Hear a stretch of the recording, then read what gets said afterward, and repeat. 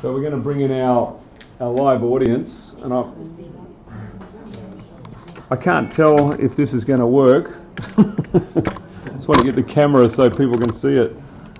So, need two cameras.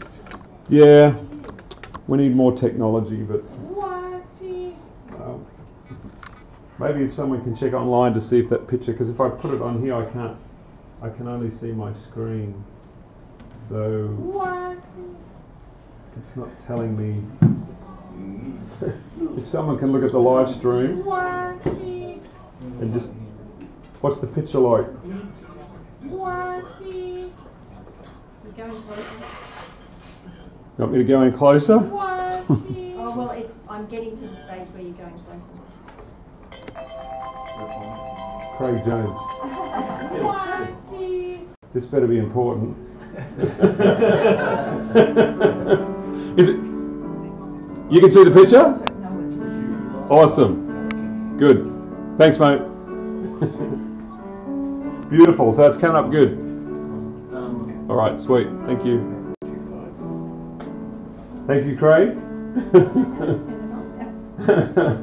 So obviously we've got to have it up there, and I'll be here. Before we begin, let's just have a prayer for those who can hear.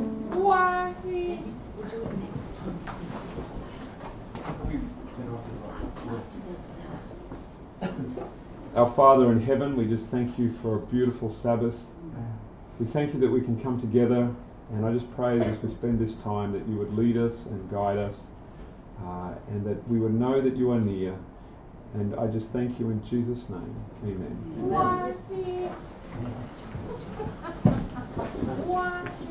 Okay, that's pretty good. It's, I don't know if the lights are good to have on. Can we have the lights on?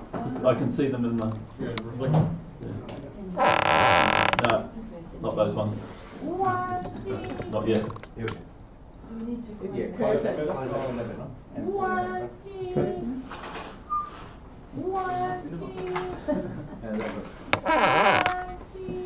that better? It's not. I don't know where the light's coming from. It's everywhere. Refresh it. It's moved, but there's still those bars. No, they're gone. They're gone. Alright, better. Sweet. Alright, Daniel, have a seat. We're looking at you up on the screen.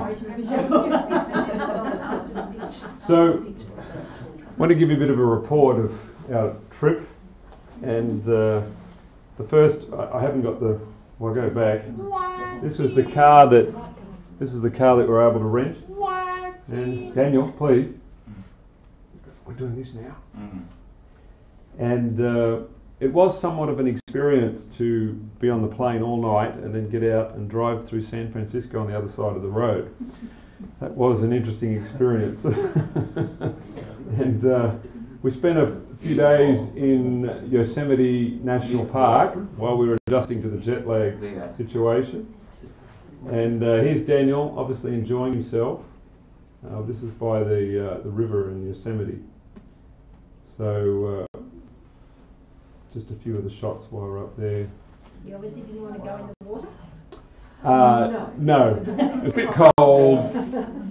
So just it's really pointless taking photos. It really doesn't capture it, but you get a bit of an idea. We're on the side there. That's at the Yosemite Falls. You know, for all the damage that we've done to this world, there are parts Right. that are still stunningly Whoa. beautiful. That's a panorama up from Glacier Point, and really you've got waterfall there. It's just amazing, God's creation. And as you say, Kerry, after all we've done to this planet, it's still beautiful, which is amazing. There's Daniel standing next to one of the California redwoods, or no, it's a sequoia, and just huge. You get a very sore neck looking up at those things. So this is the Moskowitz family that we were able to stay with for one night. Susan and her husband Victor and their children. They live just east of Sacramento, and they are very much believers in Father and Son and the character of God. and the feasts like we are. So it was wonderful to meet with them, and at their house they had some of these. So the honey eaters, they're beautiful, aren't they? And you got it in mid-flight. Laurel got that one, I think. Did you get? Yeah, I took You took many that. photos. You took many photos. I only captured one. Just such beautiful little creatures, the little honey eaters that were there. Because they've got them outside their kitchen window, they feed them. Well, so it was wonderful. Susan and her husband are going to. They've just taken delivery of 1,000 copies of Agape, because Gary has graciously printed 5,000 copies of the book, and 1,000 of them are going to Susan and her husband to distribute on the western coast of California and all down that side of the coast. So we're very grateful. So here we are travelling now to San Jose, and it's the traffic is. You reckon the traffic's crazy here? It was pretty crazy over there. So here we are at the meetings in San Jose. We had 36 people all up on the Sabbath that came, and it was just a tremendous time that we had together. I've coined a new phrase. I call it the San Jose syndrome, because as we were doing the meetings and we were sharing some of the things that we were sharing on Wednesday night about all the things that we've been learning, you could just hear people going, wow, wow, wow. Just this constant wow factor, and it was just a really good weekend that we spent together. You can see, some of you can see Ben and Sharon and Gracie there, and a number of other folk. There again, there's the Moskowitz family, and the guy on the end, Chris, he has worked for the church for a number of years in the colportering work and training and teaching that area, and through the Moskowitz family he became acquainted with our message, and he started reading Agape when he came to these meetings, and he was the one going wow. He is next month moving to Talking Rock to help us out, so he's really come a long way very quickly, and we're very, very, very, very grateful for that. This is Luann and Don Larson, and they were key in helping to set up the meetings and to organise everything for us there. Just wonderful to spend time with both of them. They're in the process of moving to South Dakota. They've purchased a large property not far from Rapid City in South Dakota, and next year we're probably doing tabernacles on their property. All things being well, and if we can get all things up to speed. So some of the young people, there's Daniel, again, fitting right in with his bowl of seeds. One of the crew. So they were having a nice chat together there in San Jose. And of course, doing the blessing, people came forward, streaming forward for the blessing time, and it was wonderful. Gracie came forward for the blessing. There's Misha. Wonderful young man. He is doing colporteuring work. He did a practice canvas on me, and I ended up buying $600 worth of books, so it's pretty good. Which we brought back in our luggage. So, yeah. So then from San Jose, we then went to British Columbia, up to Vancouver, and again, Daniel's getting used to flying, aren't you? So at first, when the wings would go like that, it was a bit oh. So, but just amazing travelling up to Vancouver, and then of course across to Vancouver Island, and there we met Tony and Anna Pace, who I'm sure you guys are watching. They're very faithful, and it was just wonderful to meet both of them finally. And they took us for a bit of a tour through Vancouver Island, and again, just amazing, God's creation. And Tony and Anna have been faithful Character of God believers for many, many years, and were part of the Fred Wright movement. But of course, with some of the difficulties that were encountered there, they then connected with our message, and we're delighted to have them as part of our family. And they took us to the Bouchard Gardens. I don't know if you're familiar with those. Just incredible. Again, it's words fail. It's just one of the pictures, but the pictures really don't capture it. It's just amazing.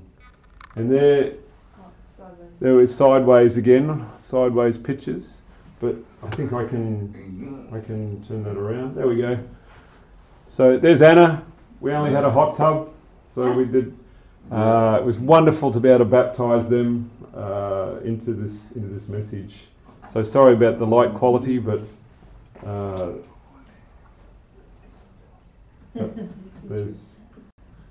it was fun getting under the water. But we managed to completely immerse them, so that was the requirement, and it was a wonderful time that we spent together. And of course, Tony. I don't know if you've seen the little booklet, The Penalty of Sin. Tony was the one that authored that book for us, which is a great blessing. So there we are. After we flew in, we caught the ferry back to Vancouver, across the strait between Vancouver Island and Vancouver. Just beautiful, the scenery. That's looking across to the other ferry that was going back the other way to Vancouver Island, to Nanaimo. And here we are getting off at the other end, and all underneath got all the semi-trailers packed underneath. It was very, very full. And well, that's good, isn't it? That's because they're on the other side. This is Michael and Yonka and their daughter, Catherine. And Michael is a very special person because he first helped me in setting up Maranatha Media's website back in 2005, 2006. Someone recommended him to me as a web developer. He's a very good web developer. And we've been in contact for the last 12, 13 years. And so I thought, look, I've got to come and visit you. So we spent an evening with them in Vancouver before we set off to Kelowna. And Yonka is she works for Amazing Discoveries in Canada, and Michael was working for them but is now just working on his own. So it was wonderful to be able to meet them and share together. So now we were picked up by Brother Ray Fouché, who's been a character of God Believer for some time, and he lives in British Columbia, and he drove us from Vancouver up through to Kelowna to the Okanagan. Is that the word? Okanagan.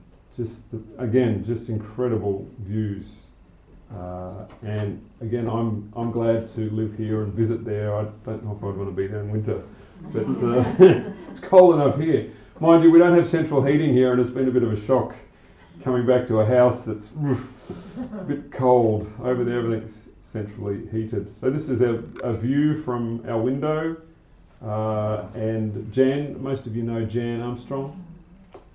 She and Ray helped organise the meetings, and they rented a hotel facility, and we were able to meet there to do the meetings. This is the room, and so there's about 25 of us, I think, all up. I didn't bring my thing with numbers. There with the numbers that came, and it was just again, just as we went step by step through the message, sharing with them point by point. You know, at first they're listening, and finally the pieces are starting to drop. And at these meetings there was one lady who had been warned about us, and particularly myself, and how dangerous I am, she came to the meetings because she was willing to play the piano, and she played it very well. And as she listened to the meetings, she did engage. And I just remember in one of the meetings, I just looked out of the corner of my eye, and there she was transfixed as she was pondering, and the Spirit of God was speaking to her. And when I did the presentation on Elijah and Mount Carmel, you could see that something was changing in her mind, and she was beginning to see a picture of our Father. And she came up to me after the meetings and she said, I owe you a tremendous apology. I want to say sorry for the things that I've said, and this is a beautiful message. And she says, will you forgive me? I said, I'll do more than that, I'll give you a hug. So that was tremendous. As you see people's minds opening up to this beautiful message, and quite a number of people there, you could see them, the lights were going on, and it was, I'm very, very thankful to Jan and Ray for organising. That's Ray there, I think. Yeah, I think I'm pretty sure that is. Yes, his wife in the Yeah, that's right. Yeah, that's his wife. What was her name? I've forgotten her name. Sorry. So many people. But Ray runs a characterofgod.org, where he has pulled together many resources and has been a strong advocate for the loving character of our Father for many years. So it was wonderful to spend time with him as well.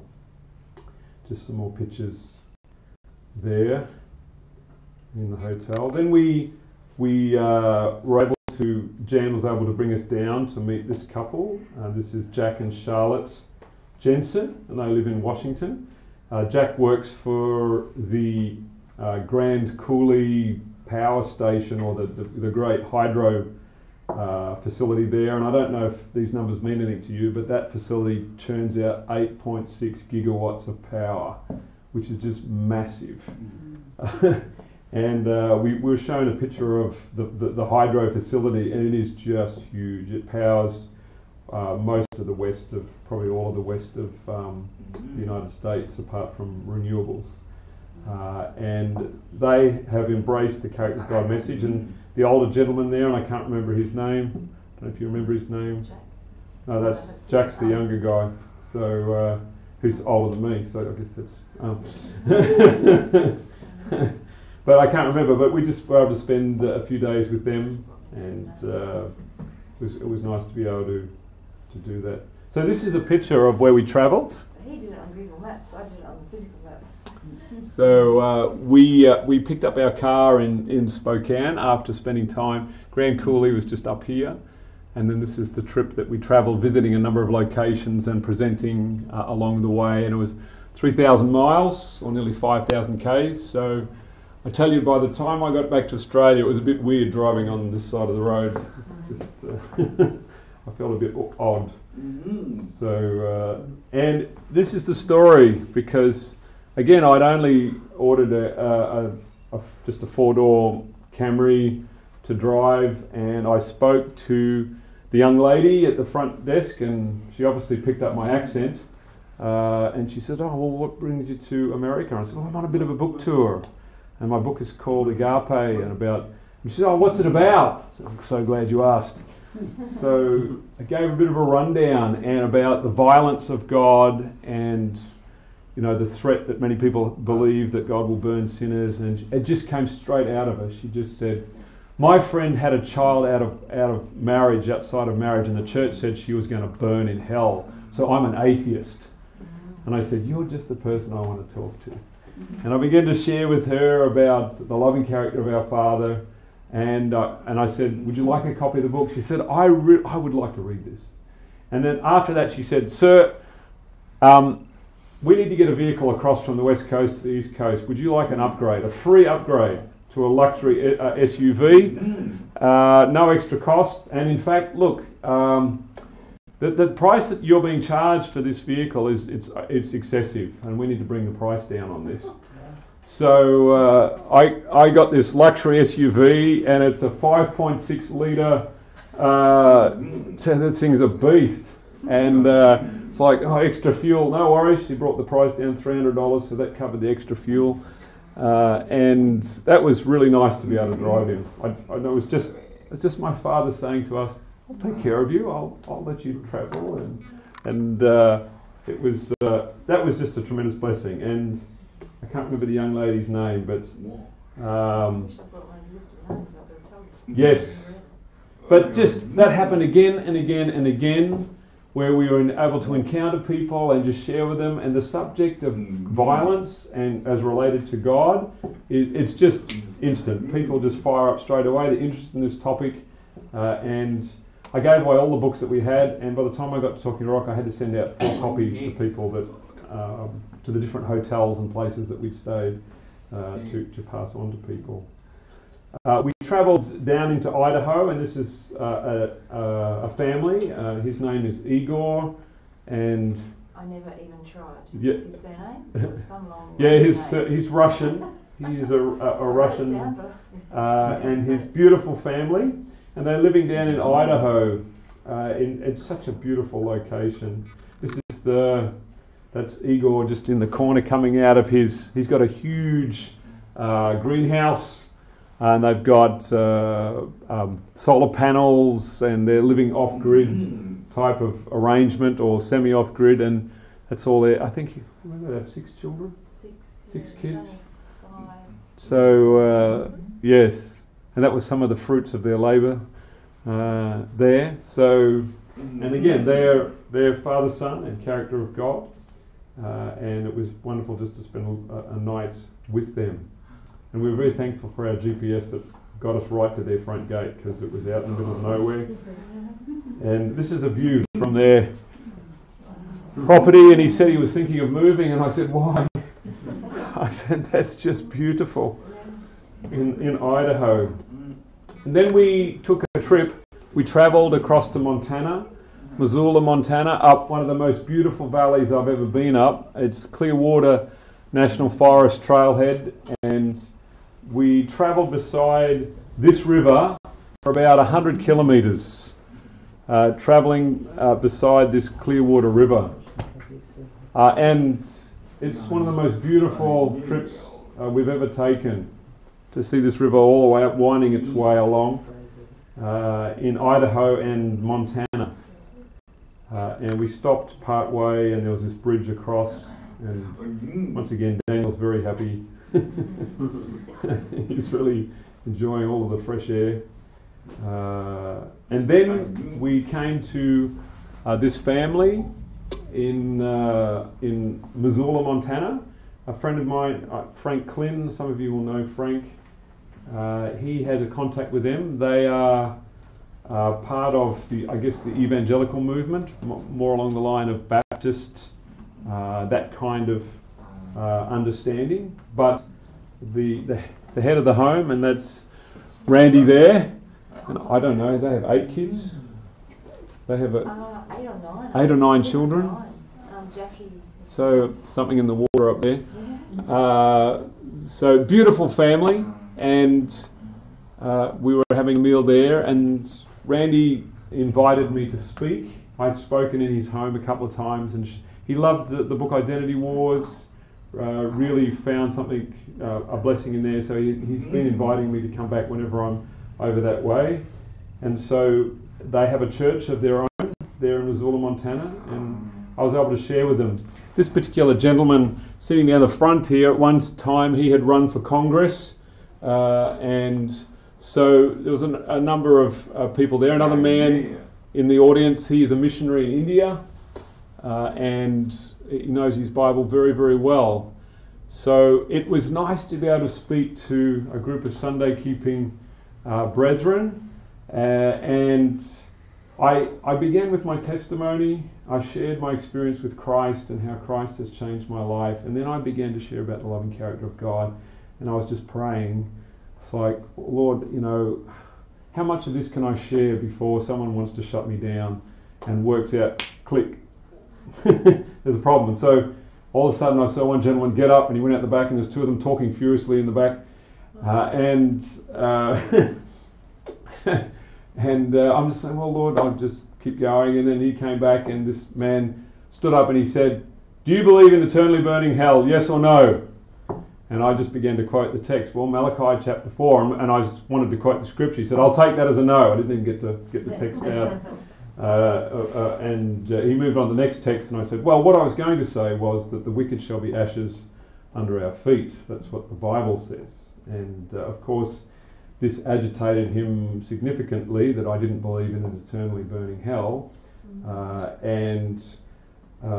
But Randy, who was sitting down the front, he said, brethren, he said, this brother obviously has a different understanding to us, but this man has the Spirit of Jesus in him, and I want to listen to him.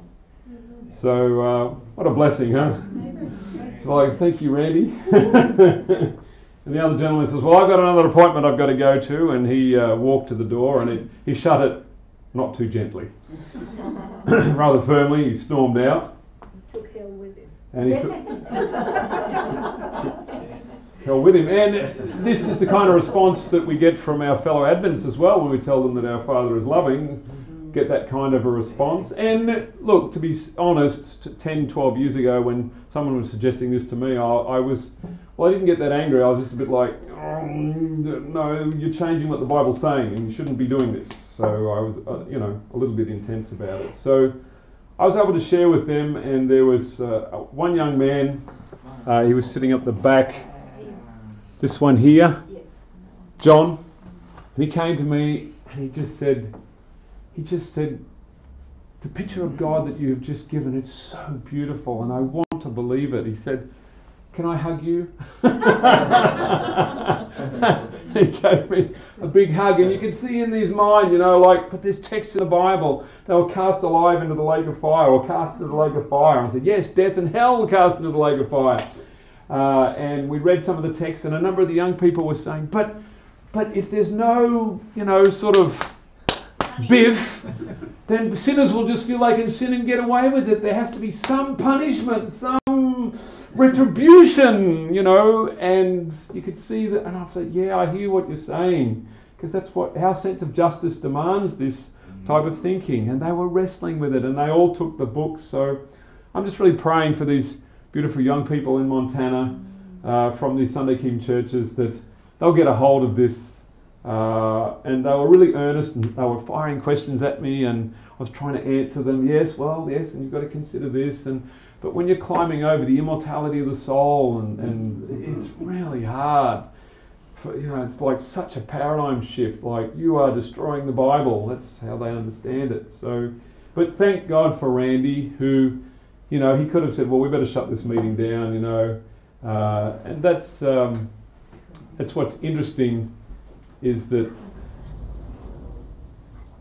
in another location, because this year I was welcome. She's a showstopper.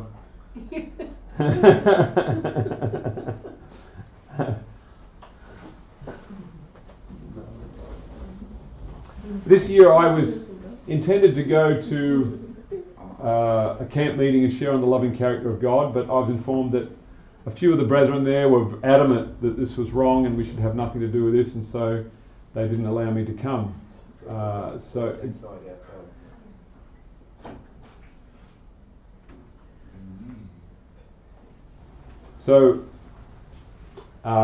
But these brethren, he was willing for me to continue, and I pray it'll be a blessing to them.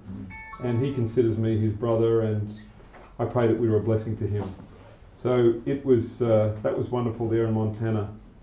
And there's Randy and his wife, and two of the daughters, and that's Katie on the end, and she is getting married next month to a lovely young man. And yes, they gave us a significant donation for our ministry, which is, for someone who doesn't believe in eternally burning hell and keeps the Sabbath, and they still gave me a donation. It's many beautiful people out there.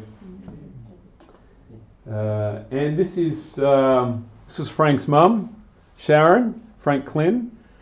She still lives in the valley there in Missoula. So her and Donna, I know you're watching, Donna. You managed to escape the photos somehow. I couldn't find. We said we were going to take the photos afterwards, and she zipped off before. Donna zipped off before we took the photos. Yes. So we couldn't capture her on film, or on Pixel. So it was wonderful to see Sharon again. So then we travelled from Missoula right out to Wolf Point, which is an Indian reservation right out in the eastern part of Montana, up near the border with Canada, and that's where we went next. And I had to show you this picture, because there's Daniel patting a dog from a safe position. This was at the home of Esther and Matt Ransom, and Matt is the son of John and Corinna, and I'll show you a picture of them shortly. But just in the afternoon, we were just there. This beautiful little dog. Yeah. Now that little device there is a diffuser, oil diffuser, essential oil diffuser, and it's putting It's like out, a little pig, I think. and it's like a little pig, and it's putting out this thing, and Daniel's going shh, shh, shh, shh. Is that how it went, Daniel? So, yeah, that's it. Shh, shh. So we had to take a picture of that, and I had to show you. So there's the John and his wife Corinna, and their daughter Carissa, and their son, her son Jonathan, and also John's mother. And it was just nice to be able to go out there because they're pretty isolated, father and son believers, and reading our message on the character of God and the festivals. So it was nice to be able to go out there and visit them all the way in eastern Montana. Just another picture there. Then we came back to Red Lodge, which is near Billings, which is I think it's the biggest place in Montana. So we had 100,000 people. 100 The biggest city in the state. There's only 1 million people in Montana, and Montana's a big state. Yeah. Good thing about Montana is out on the highways out there, you can do 80 miles an hour. So a lot better than here. So we had, this is in their front yard, so I thought, look, we've got to get a picture with the old wagon. So that was, I had to put that picture in for you because they took us to Yellowstone National Park, and I went in and said the women's toilet was outside. It was like, women outside. I'm like, it's not real. I thought, wouldn't it be the women inside? I mean, it's cold out there. So, so I sent the women outside, and I'm like, something wrong here. I get sent out to the cold toilet seats, so I didn't quite understand that. So, but I took a picture of it anyway. And that's moving on to the next one. But coming back to here with George and Melody. George was George. You met George, didn't you? In 2013, came over and we baptised George and his wife in 2013, and so been a good friend for quite a long time. And they had another brother with them. And again, my brain is. Was there a car? No. I had it all written. Yeah, we had it all written down. I can't remember his name, but they had another brother with them who'd come from a Baptist background and had come into the Sabbath. Steve? And as we shared about the atonement, it was just we had this 5-hour Bible study, and there was another brother that came as well, who I'd met a couple of years earlier, and we just had this lengthy Bible study on the character of God, and I was just going through piece by piece. And as I was sharing about the character of our Father, this man, he just broke down, he just started to cry, he just said, "This is so beautiful, this is so wonderful." And I said, "This is the atonement, at one-ment. Your heart is turned towards your Father in heaven, and you realise that he's not vindictive, he's not, harsh, he's completely loving." And it was just one of those beautiful moments, and he was just thrilled. I said, "This is the atonement, not some act by which God's wrath is satisfied, but that you seeing the love of your Father." And it was just wonderful spending the time with them. They did take us through Yellowstone, which wasn't too far from there, and Laurel had a whole bucket list of animals that she needed to see, and the Lord delivered. I mean, we saw 8 bears, Yep. we saw a moose and her baby, we saw some bighorn sheep, we saw, what else? Bison. It was like, and the final one was this mother cub and her bears just right in front of us on the road. It was crossing the road with these little cubs. So it was, we saw them all. Yeah. So we couldn't leave and that's why we got home at 1 a.m. But anyway, it was worth it. So we then, George rang his brother who worked for Black Hills Academy. I don't, some of you may have heard of Black Hills Lifestyle Centre in South Dakota, and we were able to spend a wonderful evening there before we then moved on to a good friend of mine in South Dakota. So, and of course right near there was the Mount Rushmore. So we happened to be there, and what's amazing is that it was about 39 degrees, 38 degrees, but there's no humidity. So when we were in the shade, we're sitting there having lunch, and it was, what was it, 104 degrees Fahrenheit. It was beautiful. In the shade, it's great. I kept looking at the temperature going, doesn't feel like it.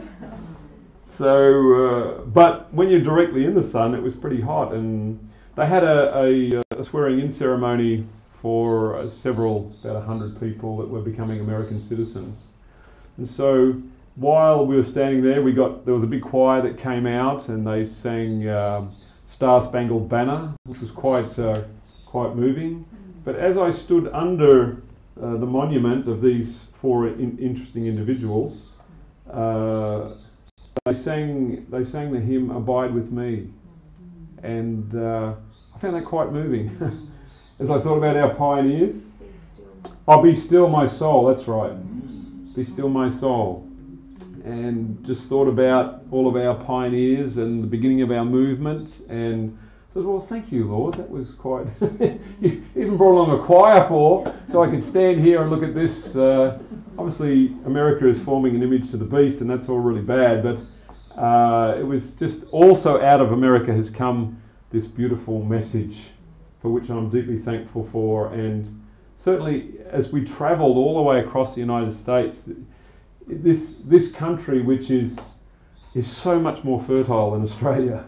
The river systems and the trees and the forests that we see as we travelled across that country, and just thought, boy, this country has been so blessed in comparison. I mean, Australia's a beautiful country, but the fertility of the United States is just, and to think that they're trashing it all. But anyway, as we came out, we didn't even know about this place, but just out of Rapid City, there's a place called the Badlands in South Dakota, and it's things like this, and it just goes for hundreds of miles. Just this type of Badlands, and we're just driving through it because we're just driving on our way through as we were going through to South Dakota. So we didn't stop. Just these canyons of these beautiful coloured dirt and everything like that. I'm just like, never heard of it. Maybe you knew about it. I didn't know about it. Apparently all the desperados and all that sort of stuff, that's where they used to head. Oh, the Badlands. Into the Badlands, and no one would find them. And they'd bury their treasure or whatever. So that's like the Badlands of up there. I think Daniel succumbed to the culture. I thought I'd take that one. I showed them a little video. This is what you do. That's what you do these days. So, but we travelled for 5,000 kilometres, and you just loved every minute of it, didn't you? Just head out the window, woo-hoo! We had plenty of laughs. So then we travelled to Clark. This is over near Minnesota, Clark, South Dakota, to visit Joanne Isaac. And Joanne was one of my first editors for the books when we were writing. She was an English teacher, and she really helped me because I needed a lot of help with my writing, I tell you. So I'd send her a manuscript and it would come back all red. So all the problems and errors in my... So I'm very thankful to Joanne. This is her house there. Her husband passed away last year. So we wanted to go and visit her, and her... I can't remember which one. It was her daughter, yes. Daughter and son-in-law came, and a number of other people came. Drove all the way from Arizona. She put us up in this hotel. It was a real Western type of feel. In order to find my key, I had to go into the pub to get my key for the hotel, which was down the road. So I got that was an interesting experience. But anyway, and there's Joanne, and on the other side is John and Marion Johansson, and they're Adventist pastor and his wife. and they've just recently been in Turkey doing mission work in Turkey. They are father and son believers, and they have accepted the feasts and the character of God. So it was wonderful to meet with them, and in many ways I was blessed because Marion told me that Robert Wheeland had written a foreword for the book Light on the Dark Side of God by Marilyn Campbell, and I thought, oh, I should read that book. And it was after reading that book that I became convinced that this is the truth. So very thankful to John and Marion, and it was wonderful to see them again. I saw them in Florida in 2014, and they're from Minnesota. So we had some good meetings, and for Joanne's son-in-law it was a bit heavy going, this concept of God not killing. He was restrained, even though he was making his point very clear, which we're all familiar with and we totally understand. It was a bit hard processing everything that we were saying. So, but you know, we gave them something to think about, and it was good. And there was another family from further south in Sioux Falls, I think. They come up from Sioux Falls, and so we had some good meetings there over the weekend. Then, of course, we went to Talking Rock, and so we travelled down from Clark, and we stayed in Omaha, Nebraska, and we went through Warren Buffett's town. I think that's Omaha, and then we stayed in Marion near the headquarters of 3ABN, Just down from West Frankfort, Illinois. Just down from West Frankfort, Illinois. And each of the hotels we stayed in, again, just talking about where you come from, what are you doing, and we gave them copies of Agape. It was just tremendous. So I don't know if some of you have probably seen some of the meetings we had at Talking Rock, but it was at Talking Rock that it really crystallised in my mind about the subject of the judgment and the words of Jesus. And we'll talk about this in the next presentation because it's still blowing my mind apart. But we had such a wonderful time there, and a number of new people that came. Marjorie came from Florida, and she's now working for Talking Rock. She just fell in love with the message, and there was another lady, and again my brain is so many names I can't remember, but her mother had said to her, you need to study this message, you need to look at this message, and her mother passed away. She was only in her early 60s, and it was after that she felt convicted to then look at this message, and she was just thrilled by it. And she's unfortunate it took the death of her mother to bring her to that point. She was sort of more in the world or just nominal like many, but God knew that this would bring her, and so it was really wonderful. And Torsten, you'll see Torsten. Those of you who know Torsten, he's been working on our Agape series, the video series, so we recorded the rest of the videos for the Agape video series while we were there, and we're just in the process of getting that finished. And dear brother Abraham, from Amish background, Abraham Hirschberger, it was a tremendous trial for him to be able to come to these meetings, but just to see the look on his face when he realised some of the implications of the things that we were saying, and he didn't flinch, he didn't back down, he just, in true Amish style, I can't remember what did he say, he just said, this is amazing! So, everywhere we went, I could sense this year the Spirit of God really working on people's hearts at a much higher level than we had before, and I could really sense that things are really moving, that the people are responding, the message is becoming clearer, and there's just too many stories, but I was always thankful to know that you were all praying for us while we were over there and sharing this message with many beautiful people, and we just pray that the seeds that have been planted will be watered by the Spirit and we'll see the fruit in the kingdom. It's Laura obviously taking a picture from up top. And there's Gracie and Gary with all of their technology. stuff like that really scares me. That's why I don't do that, because you get lots of problems when you have stuff like that. So, but good on them. It was a blessing, and many books were given out, many books were taken, many copies of the Agape book, and we had a blessed time. This is Janelle, and Janelle is an Australian. I went to school with Janelle. She was in my class in school, and for those of you who know the story, Janelle was the person that first really helped me come to Christ when I first gave my heart to the Lord when I was 17 years of age in my final year of high school. But when she lives in North Carolina, and I just contacted her when we were in Georgia, and she was not in a good state. There was problems in the house. She's been through a really difficult marriage. She's now separated from her husband, and she was not in a good state. And I said, look, you really need to come down. So I flew her down to Georgia and the health centre that they had there, and gave her some treatments. And she listened to some of the Bible studies.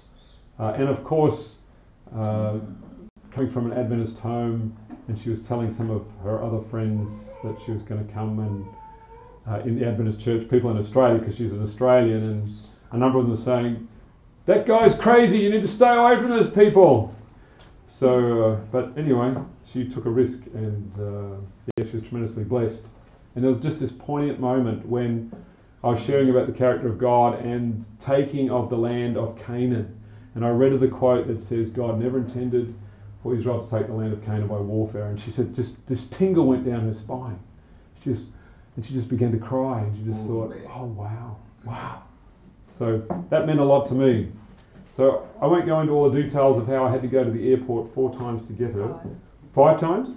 5 times.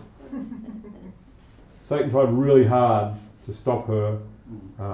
Storms coming in. The second time I went in to pick her up, and this storm just came through and just smashed Chattanooga. And so she had to be diverted to Huntsville, Alabama. And so I had to go back 5 times to get her.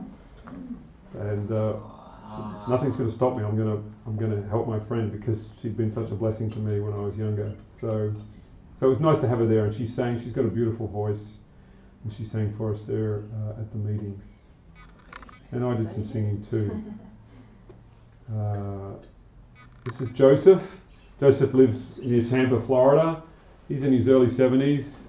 Just got a beautiful story, and just really mellow style on the piano. And he sang some beautiful songs for us. Danny Brown messaged him, get Joseph to sing some songs. So we did, and we were blessed as he sang for us at the meetings. So this is the new Eden Point Lifestyle Centre, which is just down from the Talking Rock facility. And Sharon, who spent time with us in 2016, she is looking after this facility. And they have kitted it out with all the latest health things, and this was the opening. We were there, able to be there for the opening of this lifestyle centre, and they've set up these computer stations in some of the rooms on different things, and you can use these computer stations to teach you different things about health. They've got that's Dr. Jim Sharps, and he runs a college of natural medicine. At Seventh-day Adventist, and is studying our message, very interested in the things that we're sharing, and so he came to the opening as well, and it was nice to be able to speak with him and his wife and his son. And this is just different aspects of the health centre and some of the products that they've got there. And we had about 50 people from the community, or 30 people from the community. The big turnout of people that came, and the health centre is doing very well. Sharon's very busy working with that. All right, so we changed tack off to Europe. This is in just not far from Switzerland, near the Alps in France. And this was the scene I was looking at as we're preparing for a baptism, not far from a little town called Mornex. And Mornex is about 15 minutes away from a town called Annemasse, which is the memorial of Michael Servetus, who was burnt by John Calvin for not believing in the Trinity. So it was interesting to go to that town. But so many wonderful stories here. The family who owned this home, they had invited many people. So in the backyard, we had 80 people for the baptism. And they asked me to baptise them all. They had a choir, many members of the choir. And that's Jean-Claude, he's the leader of the church. And his son Samuel plays the piano. And that's Samuel's wife, Saloui. They are all members there. These are all members of the church, of that church group. This church was thrown out of the Seventh-day Adventist Church because they refused to acknowledge the other Protestant churches as part of the remnant and continued to call them Babylon. So they were thrown out of the Seventh-day Adventist Church because of that.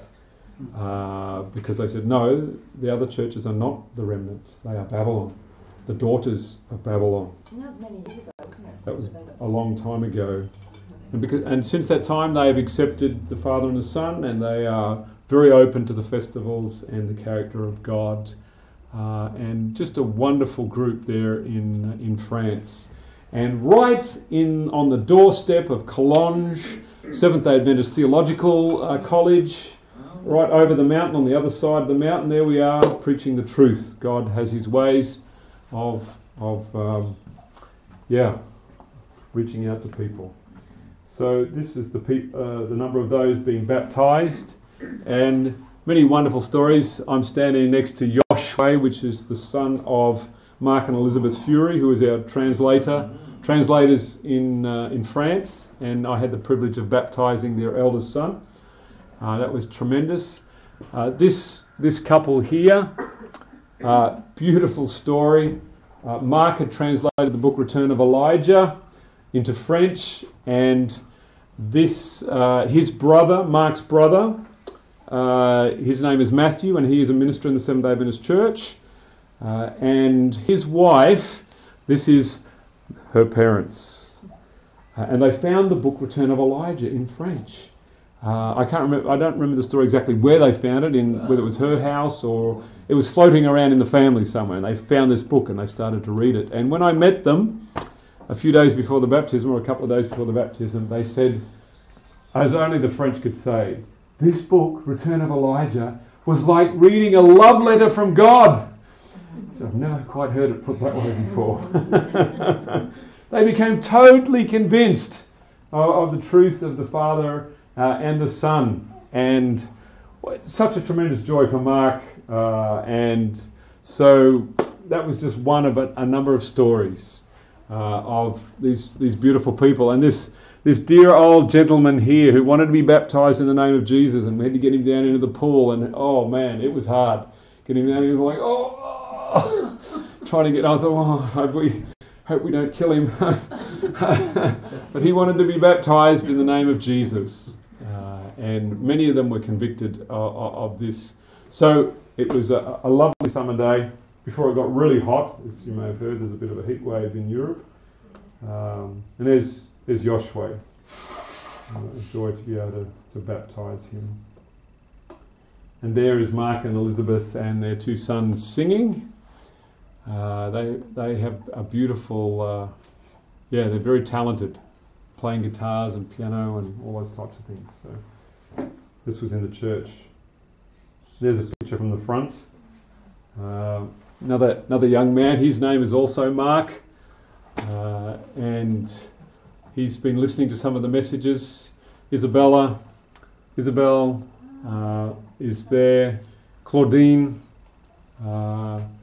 And Mark, he laboured with my soul. He's listening to some of the things that we're saying, but because on the subject of the Trinity, he says, you're being a bit harsh towards the church. He still loves the Seventh-day Adventist Church. So as we were sitting there together, I took him by the hand. I said, brother, I tell you what, I really love the Seventh-day Adventist Church, and I'm doing everything I can for my church. And people will interpret this as being against my church, but I want to assure you that I love this church. It's very precious to me. So I hope that reassured him. he's still wrestling with some of the aspects that we are sharing. Then we moved on to Czech Republic, flew from Geneva to Vienna in Austria, and then we drove through Slovakia back to Czech Republic. And Yuri, if you remember the story of Yuri, on the end there, his wife died last year from cancer, and she was probably 39, 40, just a tragedy that should happen. But Yuri is very stoic and has accepted it, and he says, translating your materials keeps me focused and keeps me going forward. So wonderful to again meet with these brethren. This lady here, oh, my brain with names. No, you can't help me with that one. Helena, it's something like that. Her daughter lives in Bosnia, and their father and son believers as well. This lady, she was just invited by this lady, and she was fairly new. I don't think she was even Adventist, and she came to listen to some of the messages. But in true style, I think in 2 days we did 10 meetings in 2 days. So we were crunching out, and again, it was just a tremendous time. And dear Veronica, she's saying, "This is a revolution." So as I was saying on Wednesday night, she was just loving it, and so it was wonderful to be able to spend a bit of time with them again. Another picture. Oh, this is the view when we went down to Austria. We just went for a bit of a walk up with the cows on the hillside in a place called Bruck in Austria, and what we typically do in Austria, that you'll rent a 3-4 story house, and everyone is staying up above, and then we have the meetings down near the kitchen area, and the family that organised this, Robert and his wife Barbara, he's a vegan chef, so we got some really nice food. It was really nice. So we're all crammed down there in the bottom. There's about 30 of us all up that were crammed in, and again we just had some wonderful meetings. So does that mean Paul needs to do a couple more stories up? Maybe. Or we'll have to build them up in Widgie. But this is where we had the camp meeting.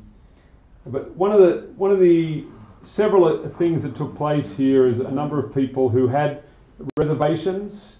This time, as I presented about the Sabbath and the Holy Spirit coming in the Sabbath and the embrace of our Father during the Sabbath, that many more people were getting it and starting to understand the feasts more than what they were before. And some individuals that are really deep thinkers, they were getting it, whereas before they were kind of holding off. But I say this with interest that one of the meetings that really grabbed their attention, of course, all of the meetings they were getting the San Jose syndrome, the wow factor, but when I did the one on the Jubilee of 2043, it had such an impact on the audience in terms of the Jubilee in 2043, as we went through piece by piece, laying the pieces together, and within the next 25 years, we have within that 25 years to complete the living temple of the Lord. And the impact on the people was amazing. It didn't create fanaticism, it was just this solemn reality, because we've been saying for a long time that Jesus is going to come in 3 to 5 years. But when you put a stop to it, it really adds a dimension.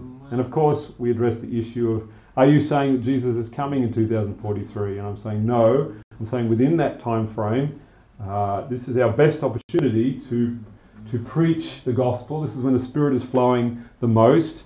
Knowing human nature, it probably will be pushed out as far as possible, but it doesn't have to be that long. It could be sooner.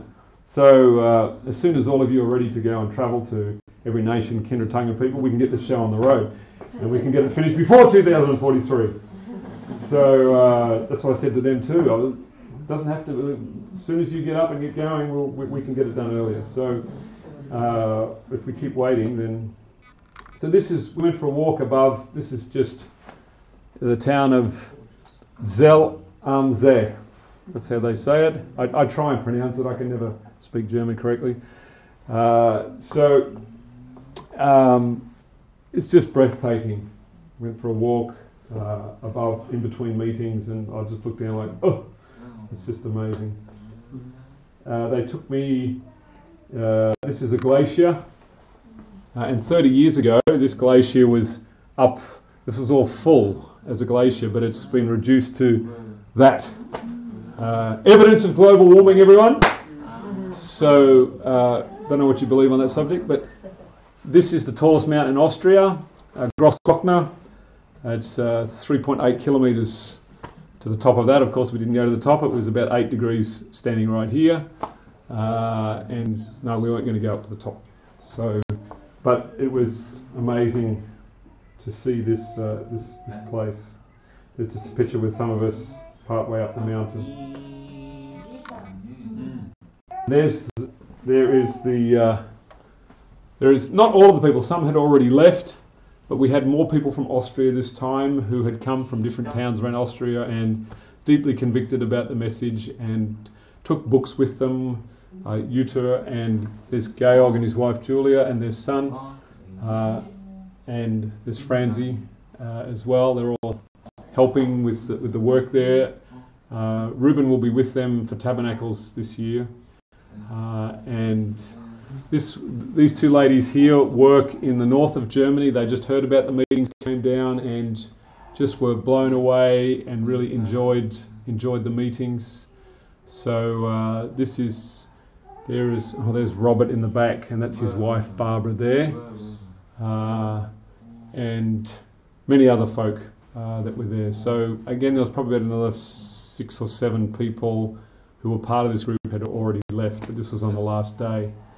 And this dear brother here, Rudy, in his lederhosen, in his leather pants, he said to me after one of the meetings, he came up to me, he took me by the shoulder, and with tears in his eyes, he said, "Please pray for me. I want to understand this message. I've got a lot to learn." So that was a tremendous blessing. So then we're off to Serbia. We travelled via Croatia. We went down to Slovenia, and I since I was driving on the other side of the road, I thought, oh well, I may as well drive through Slovenia and Croatia and Serbia. Certainly had some interesting experiences driving through those countries.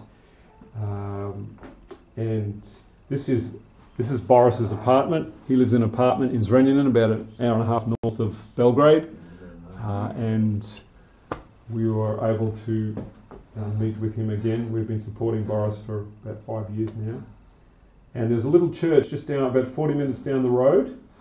And Boris was translating for me, which is no mean feat because he's pretty good in English, but it's still a bit hard for him. So he did very, very well. Now this church was an Adventist church, so I got to preach in an Adventist church, but all of them have accepted the Father and Son. They're all about to be turfed out of the Adventist church.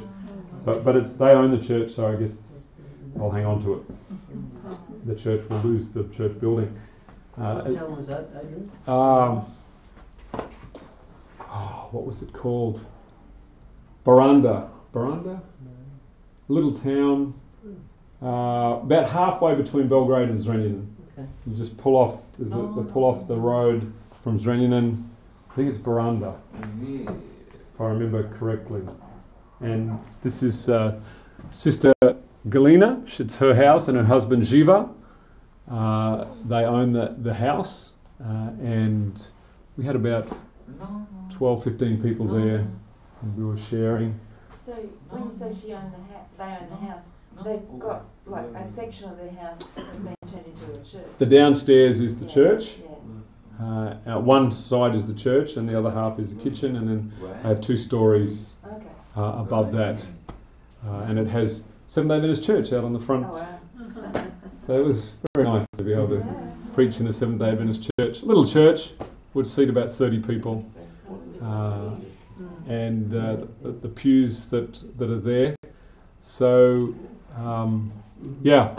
when we shared experience after experience like this of people being set free from wrong understandings, could it be really true that young man in Montana said to me, I just want to believe what you're saying, but these shackles that were holding onto his brain that Satan had done to him. So we're still reconnection. Okay, good. Are they still with us online? I hope so. So there's just another picture, another young family lady there. Sorry? Yeah, Craig lost it back again. Okay. Good. And we had to take this photo. McDonald's umbrella. I'm loving it. I'm loving it. It was all vegan. Wonderful vegan cuisine as we're eating there out in the backyard on a lovely day. There's not a better scene, you know, so picturesque. Yes, in the backyard. It's just beautiful. Just beautiful there in Serbia. And a number of people, I was just chatting with one young lady there, just asking me some questions. She's been in the Seventh-day Adventist Church and was interested to come and listen to some of the meetings, and again was blessed by the things that we were sharing. Now we then went to Mladenovac, which is about 40 minutes south of Belgrade. And before I mention this, but I got to speak to the head of the theology department in Serbia, Pavle Runic, lovely man, and just we've sort of developed a friendship. He's very gracious towards me. He says, "I like the fact that you're not against the church." And I was trying to present to him my idealism of, allowing people who believe in the Father and Son to dwell in the church and to be part of the church, and that there are those of us who are very supportive of the church. And he explained, I was explaining to him, do you understand that when people become convicted of this and you suppress them and you prevent them from holding office and you do these things to them, that you're creating a monster, and you think this issue is going to go away, but this monster is going to destroy the Seventh-day Adventist Church if you don't change, and I don't want that to happen. I don't want that to happen to the church. But as he explained it, these people would then start attacking, and we can't have them up the front on the pulpit attacking the leadership and calling them all these names and everything like that. And I was saying to him, well, if you gave them that freedom, then they would have to give you the same freedom, wouldn't they? And maybe we could change. I know it's idealistic, but that we can come together and study things. And he found it difficult to fully appreciate, the religious liberty. You cannot hold a church together by restricting religious liberty. You can't do it that way. It has to be done through Bible study, on your knees, with prayer. And once you set up a creed, then you're in big trouble. But he was very gracious, and we told each other that we loved each other, and we prayed for each other, and that was wonderful. And I prayed for him, and I asked him a few questions like, do you know what's going on in America with women's ordination and people no longer believing in victory over sin and all this type? And he seemed oblivious. He didn't seem to, or he didn't want to know. He didn't want to think about those things. And I'm trying to say to him, your church is crumbling around your feet, and this church is going to disappear very soon. The church you knew and understood is going to disappear. But he doesn't want to focus on those things too much. So this is Natasha and Ksenia. Natasha has translated many of our booklets into Serbian. She's done a wonderful job, and her mother has edited and helped with the editing of the books. And so this is the first time that they had seen their work printed, so they were very excited to get copies of the books and to take them with them. They came down to spend the day with us because I went to visit Pavle Stojanovic, who is a minister that's just been fired from the Seventh-day Adventist Church for believing in the Father and the Son. And there we are having a meal. And Yuri, of course, when I've driven with Yuri, he's driven with me all the way and in his car, so it was nice to be able to spend that time with him together. We're just having a meal together there in Pavle's home. And Pavle took me to meet there's 8 church members from one of his churches, not Mladenovac, but one of the other churches. And I began to share with them about the blessing and the Sabbath blessing and everything like that. And this lady, she's a doctor. Her name is Olga, and her husband, Sonny, and he's an accomplished celloist. And they just said, "Would you bless us, please? Please bless our marriage."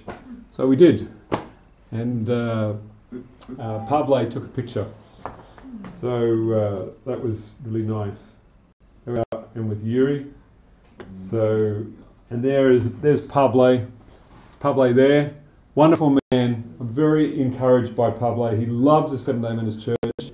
Deeply committed to the church. And we talked about going to Russia next year. He speaks fluent Russian. And we want to run meetings in Ukraine and Russia. And so we discussed that. A number of, these are the rest of the folk that are in his group. There was a couple of others that weren't there. But they have all accepted Father and Son, and many of them are in a similar position to yourselves in terms of they're being harassed within the Seventh-day Adventist Church. And they are asking, what should we do? How should we handle this situation? So we are happy to be able to, along with some other people in the US, support Pavle so he can keep doing his work. He's travelling to different places throughout Serbia, and we want to support him to be able to do the work that God's called him to do. And there's another picture with Natasha, and Julian is the father, and Boris. It's wonderful to see them again. Okay, and our final destination, this is in Bulgaria. We went and hired a place, and this is where we're running the meetings.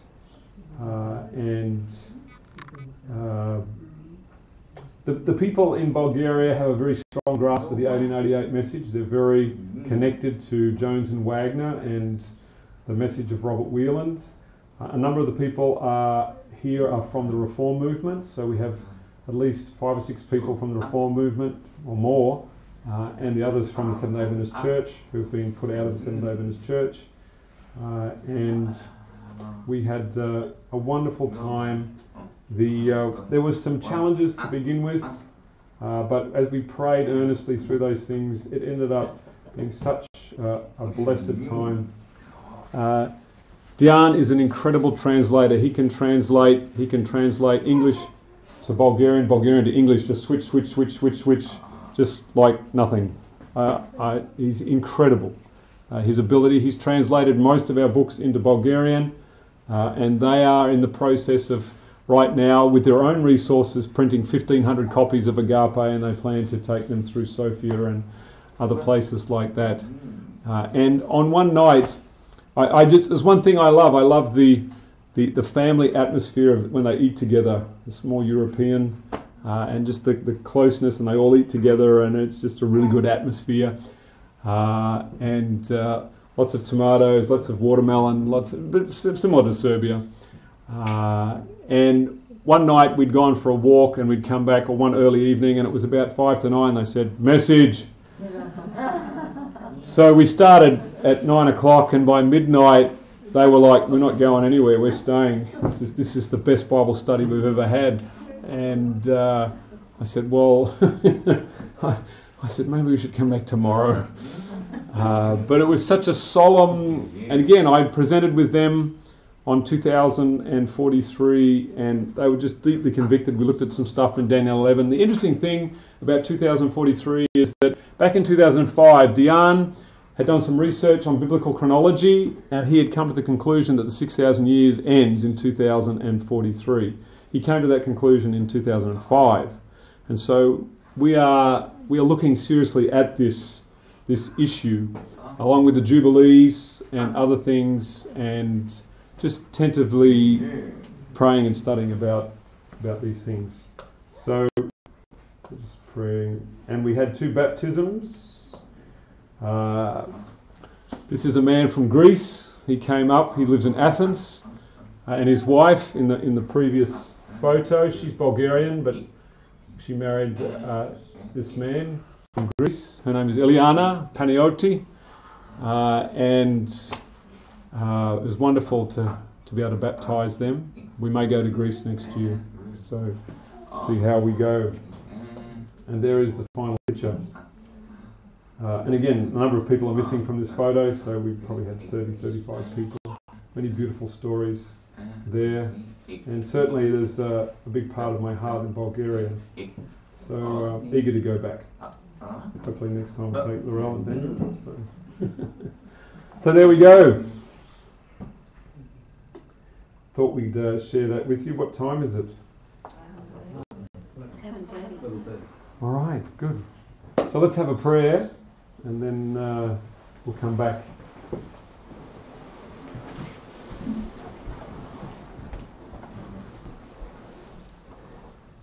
Our Father in heaven, I just thank you for the opportunity to share this most precious message with many different people in many different countries. We pray for the seeds that have been sown. I thank you for the love and support of the brethren here, and the financial support that's being provided, and the prayers that are being offered, so that this message can go to every nation, kindred, tongue and people. And we pray for each of the people that we've mentioned here, and others that we did not mention, that are also seeking this most precious message. And I just thank you in Jesus' name. Amen. All right, we're back in 15 minutes.